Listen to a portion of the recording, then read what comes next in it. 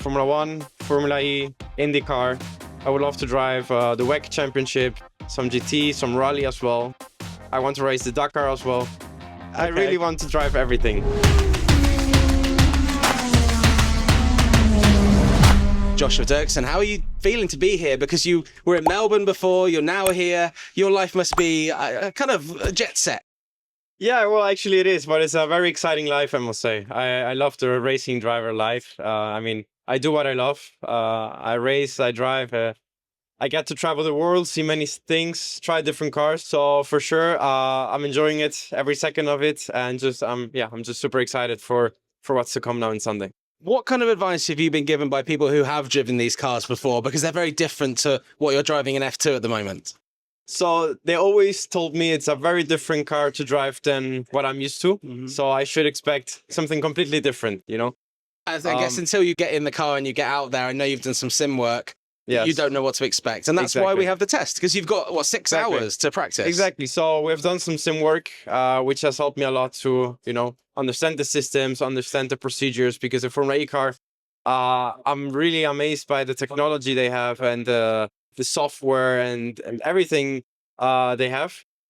So I need to get used to these procedures, to the way of working with the engineers, of course, how to drive the car, how to be efficient with the battery, with the energy and all this stuff. So it's super exciting. So for sure the sim days help a lot. So at least I have a baseline already of what to expect on Sunday, where we can, of course, now drive the real car and experience the real thing. And as much as you're in this car for the first time, the team is very new. So actually, there's probably going to be jobs for you while you're out there, because the team needs as much data as possible. Do you have any idea what's going to be asked of you in those sessions? I mean, you know, my target is the same. I will always try to give my best in every car I drive, give the best feedback as I can. I think I adapt very quickly. I did also on the same. So I think that if I adapt very quickly on the Formula E car, now on the rookie test, for sure I can give some valuable information for the team. So for sure, I'm super sure they will push as hard as they can, and it's going to be the same from my side. I'm also going to push as hard as I can. Well, I think they're very impressed with what they've seen from you so far with your career. And you come into this race weekend and the rookie test, having been very successful in Melbourne for the second year running, winning the sprint race. Yeah, it's been amazing, to be honest. These last years in Formula 2 have been really amazing, achieving many podiums, many good results. Just showing a bit of what I can do. And I'm super happy to have this opportunity also to be doing now the rookie test with Citroën. And yeah, it's just been amazing. And I hope I can also achieve very good data and very good results for the team on the rookie test. For me, it feels like there's a lot more eyes on F2 recently. I guess that happens when Formula 1 grows as well. But also when you have drivers like Colton Herta coming in, a man who, came second in an IndyCar season not too long ago, and he wants to be involved in F2 because he has dreams of F1 like a lot of young drivers, that elevates the championship even more. Have you noticed, or how have you noticed the championship growing in your time in it? Has been growing a lot for sure. I mean, imagine now Colton Herta leaving IndyCar to come to F2.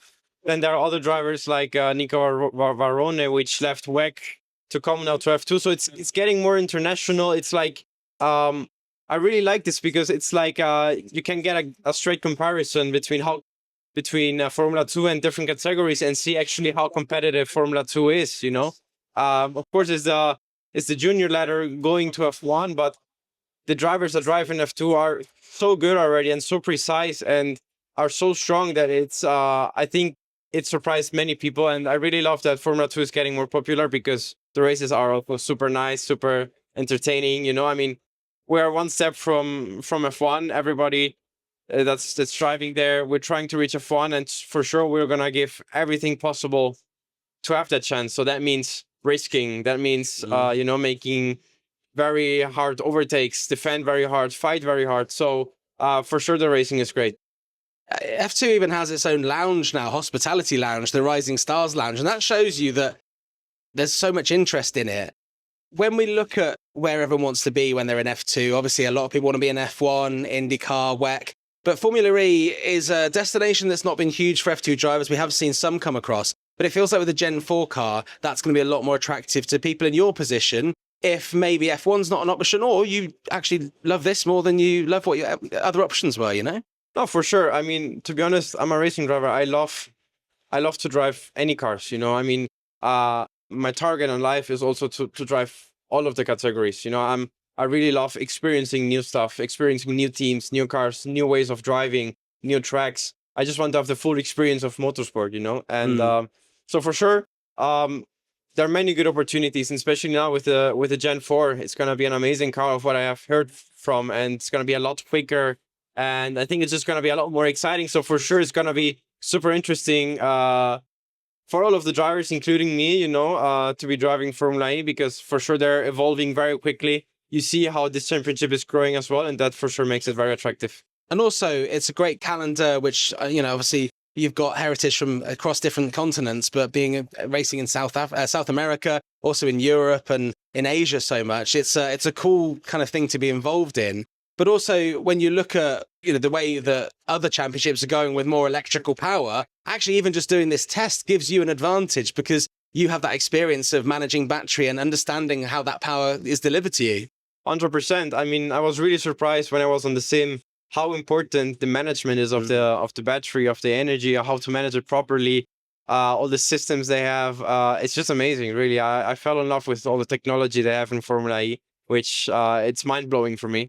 So for sure, it's a very good opportunity for me to be already one step ahead of other drivers by having this rookie test. So you want to drive every car in every category. Just give me a little rundown of what's on your list of dreams. So which race you want to win and in which championship or car?